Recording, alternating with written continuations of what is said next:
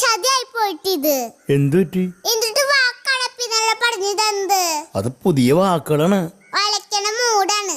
അപ്പയുടെ പുതിയ വാക്കാരനെ എനിക്ക് ഇന്നും കിട്ടി കോയമുട്ട.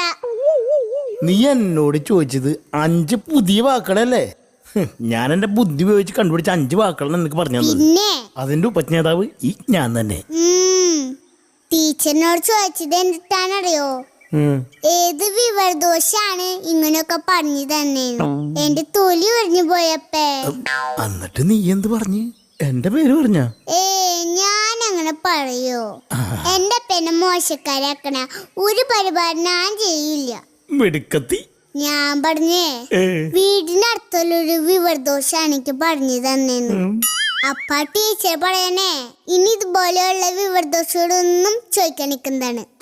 അങ്ങനെ ഞാനപ്പയുടെ മാന രക്ഷിച്ചു അല്ലപ്പേ.